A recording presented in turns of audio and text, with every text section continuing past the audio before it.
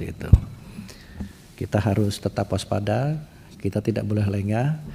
Ternyata di bawah permukaan proses radikalisasi dan penguatan sel-sel teror ini masih terus berjalan. Salah satu indikatornya ada 3 indikator. Kami ulangi lagi indikator ini. Yang pertama termasuk dari Pak Wihadi tadi dengan Pak Supriyansa. 3 indikator ini adalah bahwa sel-sel terorisme yang kita anggap tidur ini terus melakukan konsolidasi. Buktinya adalah jumlah penangkapan meskipun aksi terornya zero, tidak ada tindakan, namun penangkapan terhadap kasus pelaku teror ini semakin meningkat jumlahnya dibandingkan tahun sebelumnya. Ini yang pertama. Kemudian penyitaan barang bukti senjata api, senjata tajam jumlahnya jauh lebih besar di tahun-tahun berikutnya. Padahal di atas permukaan zero terrorist attack. Ini yang kedua, indikator yang pertama.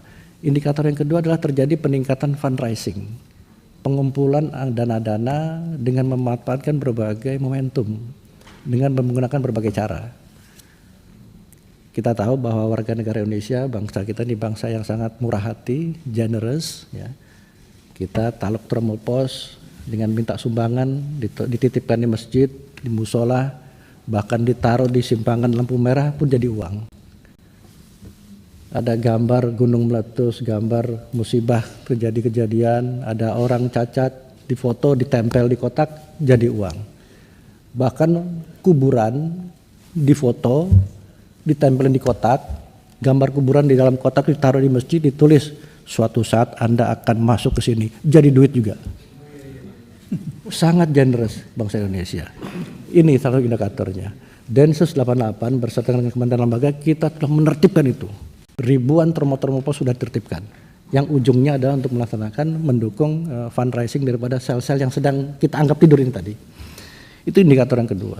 Indikator yang ketiga adalah yang ini tadi disampaikan oleh Pak Wihadi menanyakan, terjadi peningkatan proses radikalisasi di kalangan masyarakat Indonesia. Mohon izin Pak Wihadi, sampai saat ini sejak 2016 BNPT memiliki 30 kontributor peneliti. Kami melakukan penelitian di kalangan remaja baru untuk kalangan anak-anak SMA di kota-kota besar Indonesia. Belum sampai ke kampus Pak. Kalau kampus kami melakukan secara satu demi satu datangi, yang ada jejak-jejaknya saja. Kami melakukan penelitian sejak 2016, ternyata terjadi peningkatan proses radikalisasi di kalangan remaja, anak-anak dan perempuan. Meskipun peningkatannya dari 2016 sampai dengan saat ini hanya 1 digit, tapi kalau 1 digit dikalikan dengan jumlah generasi muda kita, jumlahnya sangat besar. Ini yang pertama. Kemudian yang kedua, yang menarik, mohon maaf. Yang menarik adalah perempuan, anak dan remaja ini menempati target tertinggi menjadi sasaran daripada proses radikalisasi. Nah, beliau-beliau ini adalah generasi muda penerus bangsa Indonesia. Generasi muda bencana. Meskipun serangan di atas permukaan 0, ternyata di bawah permukaan terjadi peningkatan proses radikalisasi. Disinilah kami melihat terjadi tren perubahan pola serangan dari serangan terbuka open attack menjadi serangan yang menggunakan radikalisasi kepada generasi muda penerus bangsa.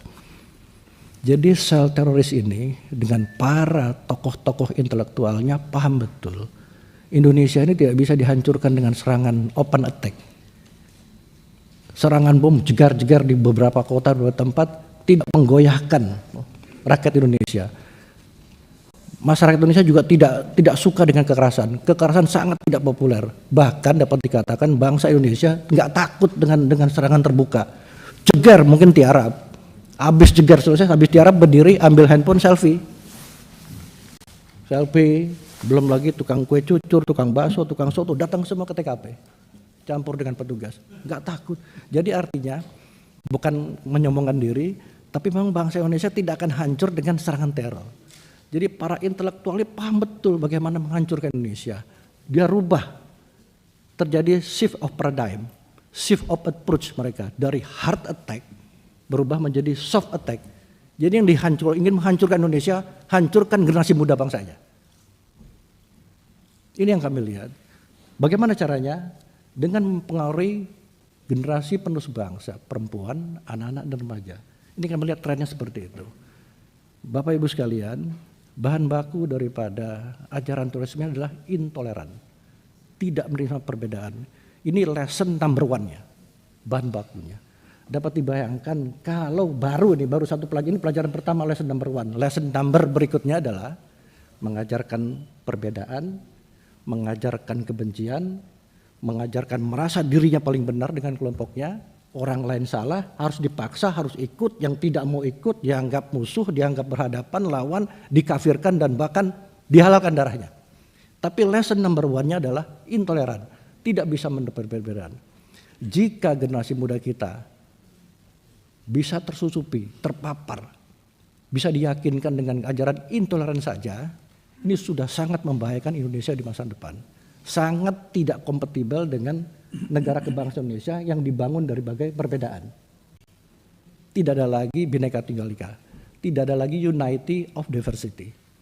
Oleh karena itu kami sampaikan di sini secara tegas, maupun kami sebagai Kepala Sekber RAN PE 48 kementerian, jika kita abai dan lengah saat ini menjaga generasi muda kita, sama dengan kita menyimpan bom waktu dan kehancuran Indonesia di masa depan.